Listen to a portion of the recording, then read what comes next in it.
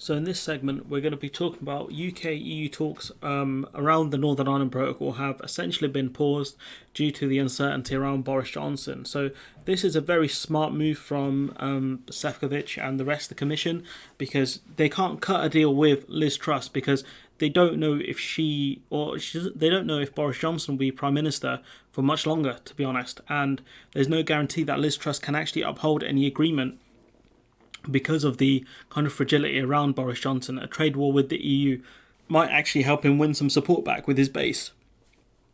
So the EU have essentially paused the talks by the looks of it. I know I've given multiple different kind of contradictory updates around it. It's very difficult to keep up with it, as I'm sure people can appreciate. So it hasn't taken long for the warm glow of a cosy dinner between the EU Brexit lead Sefcovic and Liz Truss, the Foreign Secretary, to begin to fade from the Brexit negotiations, which is something we've talked about in the past, where she's essentially the content that she's, the things she's arguing for and the things Lord Frost argued for are essentially the same. It's only she's far nicer in terms of on a personal level by the looks of it. Truss's attempts to reset the old arguments by reframing the Northern Ireland Protocol debate in the wider strategic context of the EU-UK common interests, Ukraine, China, Iran, climate change, was always going to I think it was meant to be flounder on the details. I think, by trying to put those in the same bracket, it doesn't make sense. I think the situation in Northern Ireland is, it would have been far more important to deal with than countries like Iran. But this issue in the EU's eyes should be, for the most part, dealt with. It's just tweaks that the EU are willing to make here, which is fair because we agreed to it in 2019. It hasn't even been that long, really. It was only implemented in 2020. Even though the two sides are still keeping it deliberately civil in their bland joint statements, something Frost never achieved. That kind of civility in politics is pointless because results are more important. Civility does help, but in terms of actually getting results, sometimes if you're just saying the same things over and over again in a polite way, you don't really get anywhere. It's about, for me at least, trying to set deadlines and see, negotiate where can both sides move to, essentially, to come closer, to get an agreement, rather than just saying, we're still working on getting tweaks around these things and those things, and the English are saying, well, we want something around the ECJ, but they're being very nice about it, so we told them no, but they're going to no doubt come back. It's just pointless. Johnson has gone back to hurling brickbats, accusing the EU of implementing the deal he signed in an insane pettifogging. So when in doubt, go back to old reliable, which is something we'll talk about in a separate article. That'll be a short one. Truss uses her perch at the Foreign Office to post videos implicitly accusing the EU of failing to protect the peace process, which, again, we'll talk about that in a few minutes. But the EU as a custodian of the Good Friday Agreement will puts it in a precarious position of getting involved in the peace process in Northern Ireland. It can't take sides, essentially. Custodians aren't really meant to take sides, from what I've read in this article. So Truss using her perch at the Foreign Office to take digs at the EU doesn't really make sense, and all she's going to do is further inflame tensions. So stop it, Liz. The slow return to foghorn diplomacy does not go unnoticed in Brussels, because that's all we have at the end of the day. Foghorn racism, foghorn diplomacy, that's it. Nor does the deteriorating UK political context, which until Boris Johnson's fate is decided one way or the other, now effectively paralyses the process. Because again, you would struggle to do a deal with a person, especially when the person above them is in a very volatile situation, and the fact that Liz Truss may not be in the position she's in for long.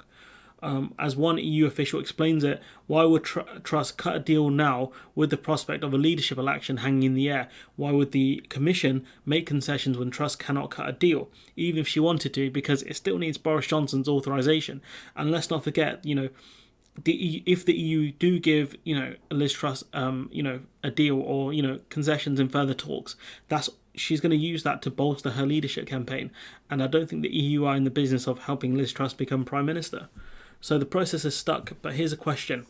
In some quarters in both London and Brussels, is that such a bad thing? I think it is, because businesses in Northern Ireland need certainty, and a looming trade war does not give them that, especially with the possibility that Stormont could collapse, because after the elections, the DUP may try and collapse the Stormont Assembly. Or at least it is that worse than the other alternatives on the table, which the author of this article mentions, which again, he does make some good points. The difficulty is that neither side are in a position to win, which is true, because the UK have set such high demands that they won't be able to achieve them. That's the problem. The argument over how Northern Ireland should simultaneously remain part of the EU single market for goods and part of the United Kingdom, which was always going to be a tall order, but that's why they put a border in the Irish Sea. Frost shaped up to force the issue last October, threatening Article 16 and a unilateral approach to the UK's proposed honesty box approach to the Irish Sea border. The EU threatened a trade war. The UK backed off. The EU said, "All right, cool, we'll get rid of the TCA." Frost was like, "Nah, bro, Article 16, nah, bro. I was talking about like Article 12, I think." And by the same token, the EU started legal action and then paused it, which I, to this day, don't think the EU should have done. But the simple fact is, it's kind of more of a Cold War situation. No side wants to make an aggressive move towards the other side, which there are way too many Cold War analogies I'm coming out with. It's scary. Brussels understands that as joint custodian of the Good Friday Agreement, it cannot force the issue without effectively taking sides in Northern Ireland's bitterly divided political landscape.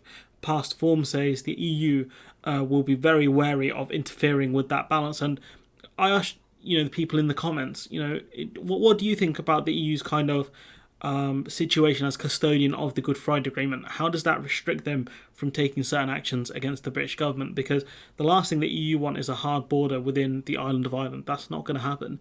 And so that kind of the UK's attempt to force Ireland out of the single market will not happen. So what happens in that situation? Will there be a short trade war in which the EU just win very quickly? It's very hard to know, and this is the kind of thing that a lot of people are trying to do game theory around, trying to figure out what exactly would happen. And although I do want to see what happens, in reality, that's a bad dystopian future which no one really wants to see. No one wants to see a situation erupt in Northern Ireland again. Sefcovic talks of his desire for a deal before the Stormont elections in May. He's targeting February, which is basically in February by the time this video comes out. So it's going to be interesting to see what happens. Indeed, officials say the discussion on some key points of border management and on state aid have actually moved backwards, with Liz Truss saying that they want to use the state aid rules in the TCA rather than those in the Northern Ireland Protocol, which the EU have said no, because Northern Ireland has a competitive edge when it comes to doing trade in the single market. So an informal standstill accompanied by Liz Truss's more diplomatic tone, which again, same content, just different delivery. And EU diplomats do credit her for not deliberately getting up everyone's noses, which is a really funny term. All the time like Frost did. Frost evidently took a very aggressive stance, and Liz Truss hasn't done so.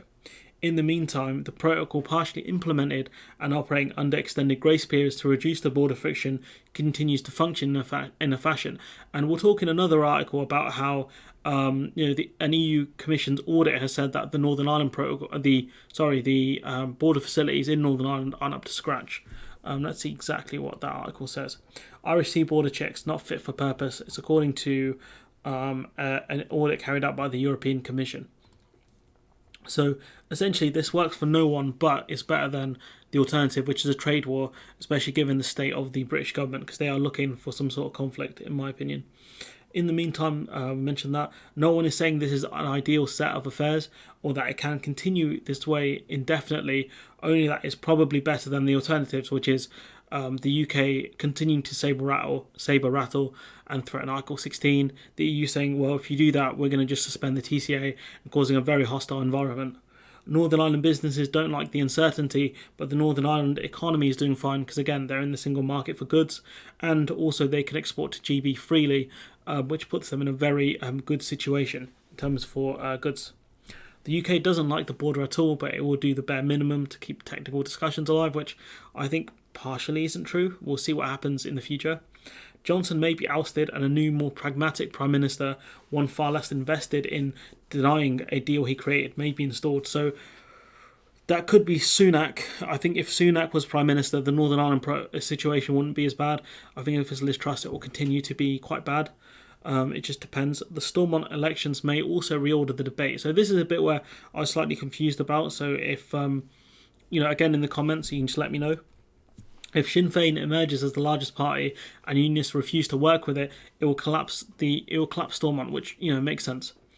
As David Lidington, a former de facto Deputy Prime Minister Theresa May, said, if power did to return to Westminster, where Sinn Féin refuses to take its seats in Parliament, now making the rules for Northern Ireland, the UK government might also change its position. So in such circumstances, I think the UK government may see the attraction in doing a deal in Northern Ireland, on the Northern Ireland Protocol, to mollify those in Northern Ireland who will be furious and frustrated at the return of direct rule from London. So the only way I can read that is, because Sinn Féin would be, frustrated and absolutely furious at Home Rule returning to the UK because they're absolutely against, the British government. The UK would, very quickly sort out the issues around the Northern Ireland Protocol in order to allow Stormont to reopen. That's the only way I've kind of read it, which I don't think will be the case, because if the UK does come to a further agreement on the Northern Ireland Protocol, let's say, the DUP could still keep Stormont collapsed. So, again, I'm not 100% sure what the author's talking about here, or David Lidington. So let me know what you guys think about this specific paragraph here.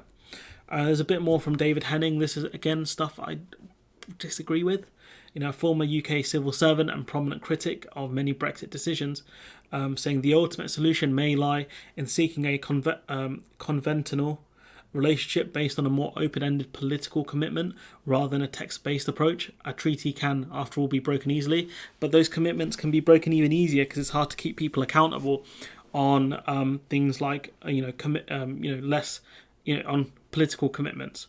The UK promised to keep high standards, and now they consistently talk about deregulation. So again, I genuinely don't think this would work. The only way such an agreement works is when you have two people, or is when you have the groups act in good faith, and the British government have not acted in good faith for a long time now. So I don't think this kind of open-ended political commitments would be better than this. The only way it would be easier, I guess, is it makes people less accountable, because these are commitments rather than absolute defined in a treaty. So I really disagree with David Henning here. I think this is a really poor argument.